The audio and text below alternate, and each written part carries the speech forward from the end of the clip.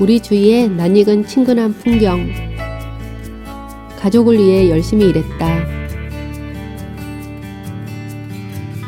소주 한 잔에도 충분하다 여기고 마음 편하게 살았던 우리네 사람들.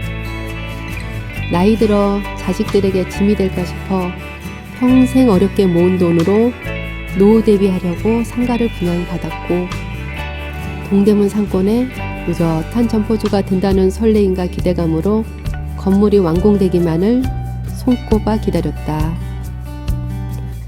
1년이나 늦장 공사로 대출이자를 감당하느라 버거웠지만 견뎌냈다. 매달 연금 1,000원 나오는 임대료만 있으면 다른 사람 도움 없이도 살아갈 수 있을 거야. 이제 내 점포가 생겨 직접 직영을 한다면 쫓겨날 걱정 없고 월세 걱정 안 해도 되겠지? 노후를 준비한 사람이나 남의 점포에서만 장사했던 상인들은 상가 분양을 받고 저마다 부푼 꿈에 젖었다. 그런데 그 누가 상상이나 했을까? 우리 균형불능자 됐습니다. 우리가 왜 정직하게 살다가 이렇게 채무자가 돼야 됩니까?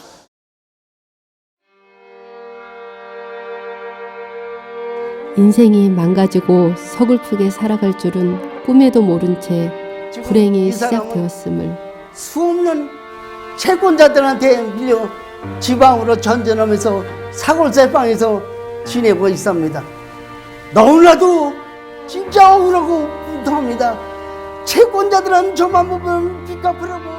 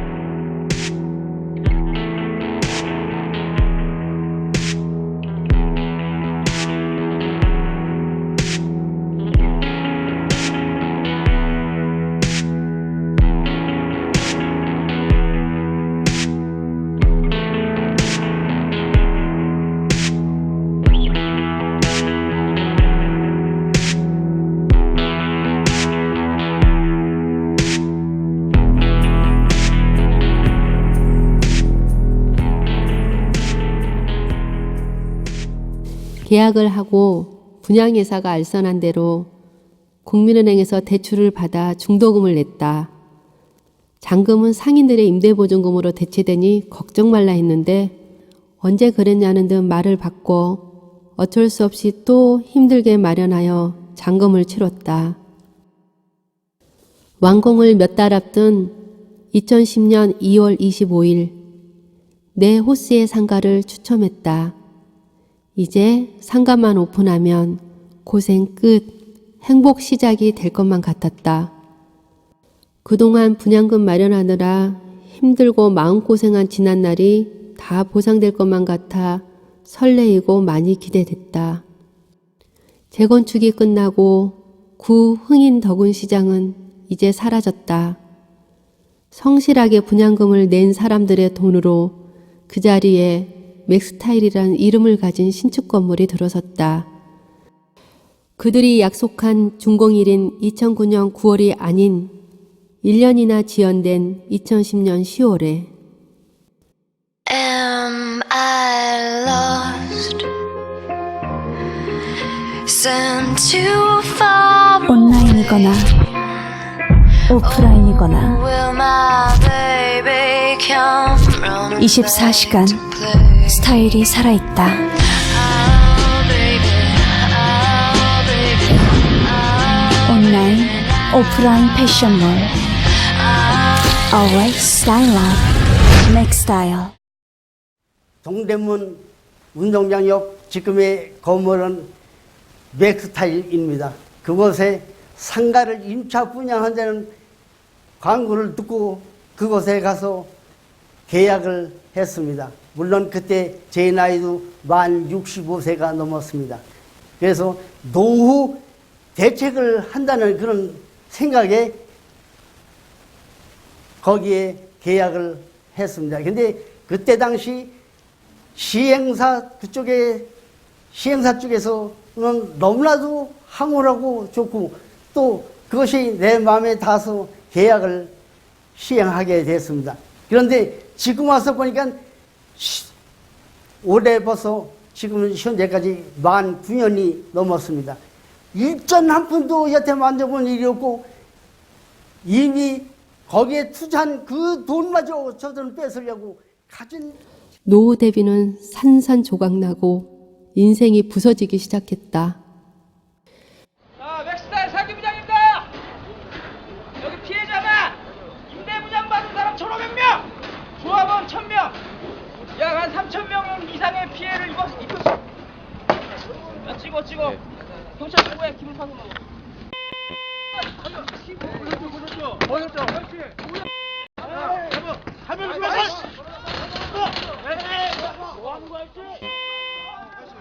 서울 중구 신당동 733번지 동대문 맥스타일.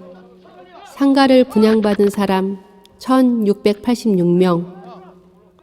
그들이 납부한 분양대금 2,261억 원.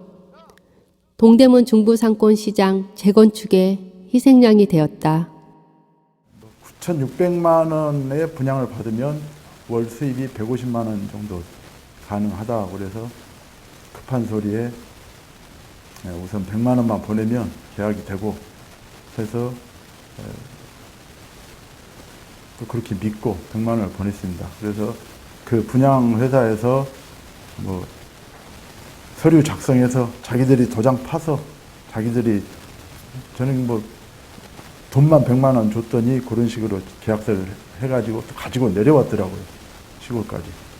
그렇게 해서 이제 그걸 진짜인 줄 알고 그 1차부터 5차까지 분양 대금이 있는데 쭉쭉 이제 차수별로 내다 보니까 마지막 5차쯤 되다 보니까 이게 이제 상가가 분양은 준공도 안 되고 분양도 조금 좀 헤매는 것 같고 늘어나고 기간도 그래서 마지막 그 분양 대금을 납부를 안 했습니다. 그리고 그 후로 해약을 요청을 했죠.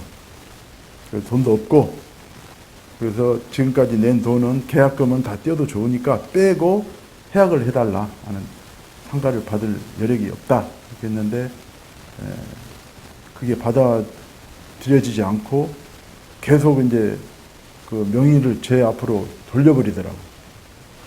돈도 완납도 안 했는데도 불구하고 이름을 저 앞으로 해서 그 후로는 그걸 가지고 계속 관리비 청구도 들어오고 이런 식으로 해가지고 최근에는 그 누적이 되다 보니까 관리비 무슨 뭐 상가가 오픈돼가지고 보지도 못했습니다. 3층 204호를 배당됐는데 한 번도 가보지도 못했고 상가가 뭐 오픈이 뭐 3층 상가 문도 뭐 사람 하나도 없는데 가면 뭐합니까?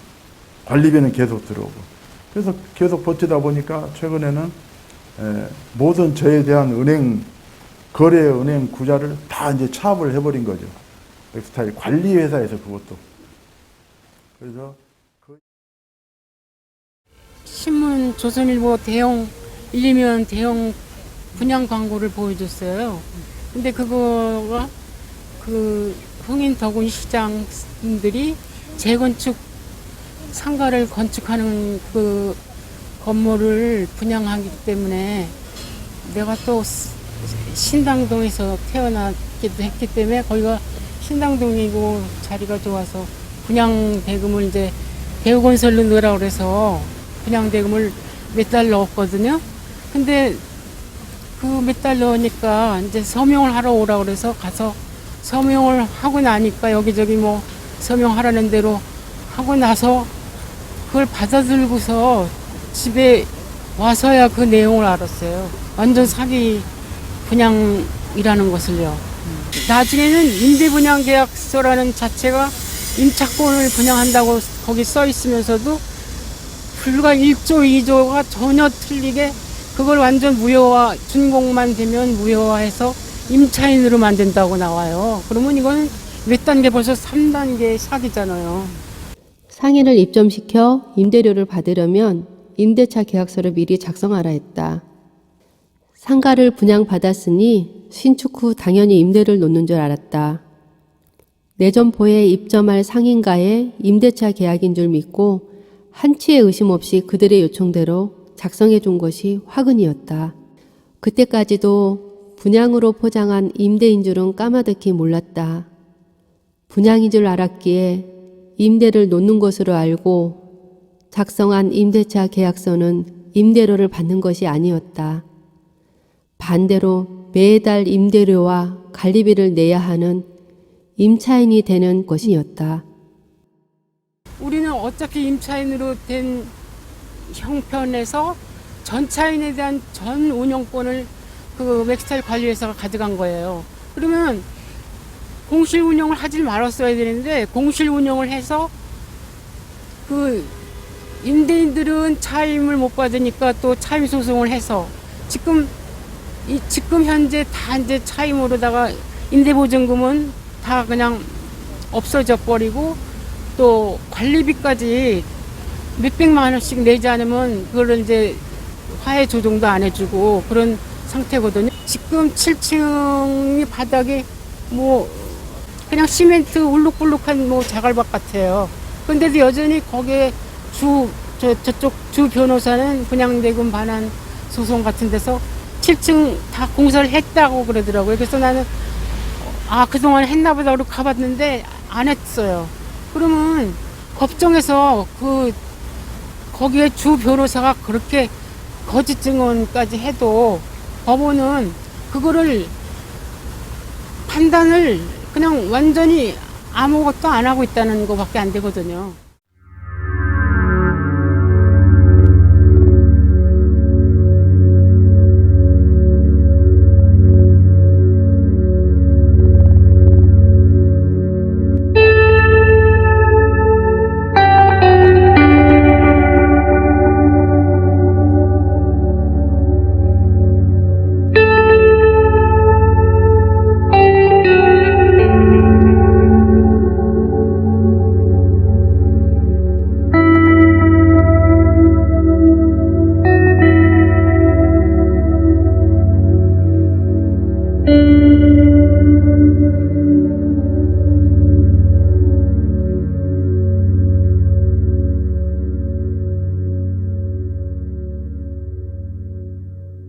평생 살면서 법원에 갈 일이 없던 사람들이 법원으로부터 피고 신분으로 소장이 날아들었다.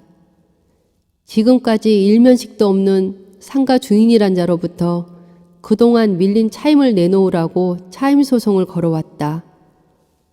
거액의 분양대금을 내고 내 상가에 추천까지 했는데 이 무슨 날벼락이란 말인가. 분명 높은 임대 수익을 자랑했던 재건축 분양이었는데 기가 막히고 말문이 막혔다. 등기부상 그 어디에도 분양받은 사람들의 이름은 흔적조차 없었다. 대부분의 분들이 이 상가 보장받는 분들이 특히 그렇지만 이 사건이 노인이 많아요. 은퇴자들이 많고 그 다음에 직장 다니면서 이렇게 갑자기 나타난 임대인이라는 자들이 떡하니 소유권을 가져가 버렸다.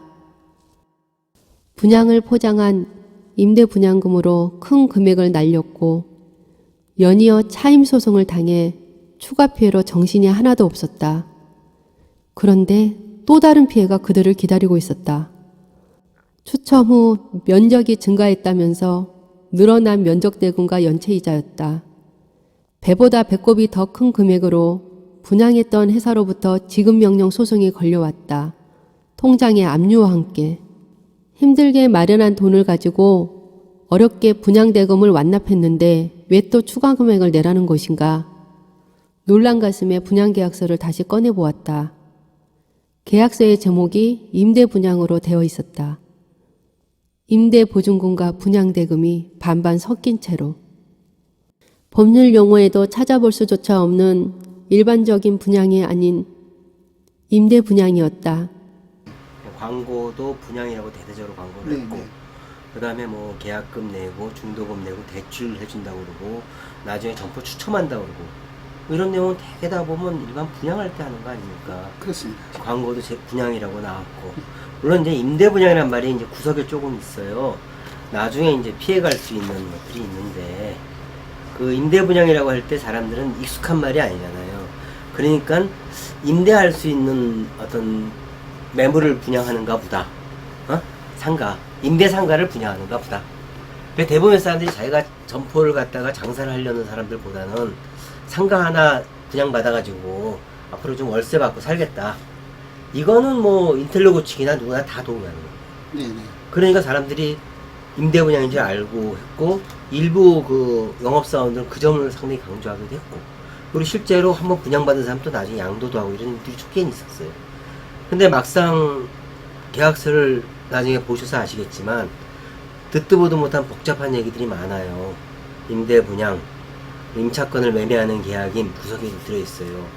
그리고 또 결정적으로 임대면 임대이고 분양이면 분양이지 듣도 보도 못한 임대 분양이라니. 동대문과 남대문 시장에만 형성되어 있는 시장 상인을 모집하는 임차권 분양이었던 것이다. 재건축 분양으로 현혹되어 분양회사의 설명만을 그대로 믿고 계약서를 확인하지 못한 채 도장을 찍은 것이 치명적인 실수였다. 출판 뭐 이런 거 하던 회사가 네. 그냥 부동산 개발업이라는 식으로 내용을 변경해서 그냥 이걸 바로 한 거예요. 그리고 여기 자산이라는 것들도 나중에 그 수분양자한테 결국 받게 되는 그 분양대금. 네. 뭐 그거예요. 그러니까 돈도 없고 사람도 없고 일도 없고 그런 회사예요. 그 회사가 자기 것도 아닌 조합원들의 물건을 갖다가 조합 이 2,000 몇백 명의 분양자들한테 3.9 제곱미터짜리 작은 신문지 한 장의 면적을 갖다가 5천만 원, 1억, 2억씩 받고 판 겁니다. 판다고 하면서 임대 분양을 한 겁니다. 제가 받은 평수가 실평수가 1.4평인가 1.4평인가 5평. 요걸 9,600만 원을 주고 그것도 임차 분양이라고 그래요. 누가 그때 분양 당시에 임대차 분양이다 그러면 누가 하겠습니까? 1.4평 가지고 9,600만 원씩 주고. 택도 없는 소리지. 그들이 계약한 것은 분양이 아니라면 도대체 그 무엇이란 말인가? 그토록 힘들게 마련한 돈과 중도금 대출까지 받아 분양대금 납부하고 추천까지 했건만 소유권도 없고 채무자 신세가 되어버린 임대 분양. 분양대금을 뜯긴 것도 모자라 면적 증가, 차임, 그리고 관리비까지 연쇄 피해가 이어지면서 인생은 무너지기 시작했다. 평범하게 살아가던 대한민국의 서민들이었다. 인텔로그 DLC 이 회사하고 지금 그 사건에 휘말려 있는 이분들하고 지금 소송이 연결되어 있는 것이 몇 건이 있나요? 지금 몇 건이나 되나요, 이게? 끊임없이 지금 뭐 끊임없이 수십 건, 뭐 수백 건이 계속 되고 있죠.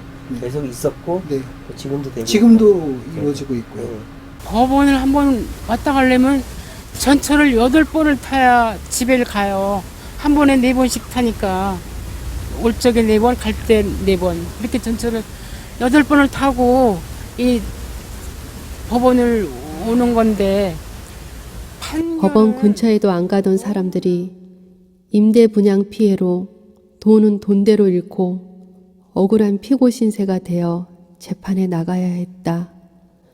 끝없는 눈물과 함께 그들은 기나긴 싸움을 해야만 했다.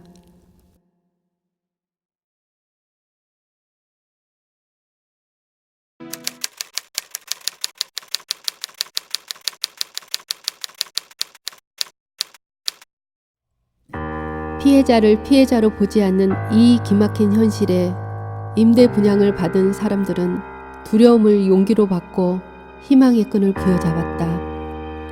대간절 그들이 받은 임차권 분양은 무엇이 문제였길래 분양금을 다 내고도 소유권도 없고 상가도 가져보지도 못한 걸까? 빈 껍데기인 채 연이어 추가 피해가 속출하는 것을 보면 분양을 받은 1686명이 바보이거나 법이 잘못된 것은 아니었을까?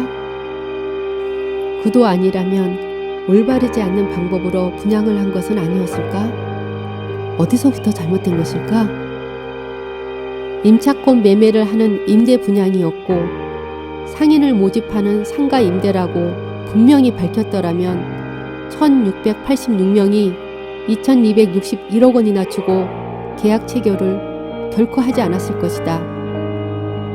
2007년 7월 11일부터 2010년 3월 20일 분양 당시 모든 정황은 분양을 가리키고 있었다. 동대문 흥인 덕운시장 재건축 분양 3천만 원을 투자하면 월 200만 원의 수입이 보장될 것처럼 광고도 사실과 다른 새빨간 거짓말임을 뒤늦게 알게 되었다. 조합원들이 부담했어야 할 재건축 사업비에 분양을 받은 사람들의 분양 대금으로 모두 충당되는지 전혀 몰랐다. 그런 사실들을 제대로 알았더라면 결코 분양 계약을 체결하지 않았을 것이다. 허위 가대 광고에 속고 분양 수법에 현혹되어 분양 계약을 한 것도 억울한데 상가 취득한 조합원들 대신 재건축 사업비에 돈을 댄 희생양이 되었다. 분양을 받은 사람들은 분양대금, 임대료, 면적 증가 대금, 그리고 관리비까지 추가 연쇄 피해를 입은 반면 조합원들은 맥스타일이란 신축 건물을 무일푼으로 취득한 것이었다. 왜 무리하게 마치 일반 상가 분양인 것처럼 재건축 분양으로 현혹시켜 계약 체결을 유도했어야만 했는지 분양 대행을 한 인텔로그 DNC에게 묻고 싶다. 뿐만 아니라 시행사인 재건축 조합 그리고 조합장 윤현덕에게도 확인하고 싶다. 왜 정직하게 입점 상인을 모집한다고 하지 않고 재건축 분양으로 현혹시켜 이 수많은 사람들에게 피해를 준 것인지 그들은 이렇게 말한다. 니들이 걸려든 게 잘못이지. 지금 몇 분역 쪽에서 진행하시는 것이 예를 들어서 승소를 했다고 하면 그 승소에 따른 그 후유증은 결코 임차인들에게 이로운 그런 결과가 안 옵니다. 그러니까 감정적으로는 내 저놈들한테 내가 이겼다 하는 이거는 있을 수 있지만 그거 이상 그 이하도 아닙니다. 저는 그렇게 생각이 들어요. 그리고 이게 임대인들 그러니까 조합이나 인텔로그가 승소를 하면요, 이건 진짜 뭐 소위 속된 말로 대학살이 일어날 겁니다.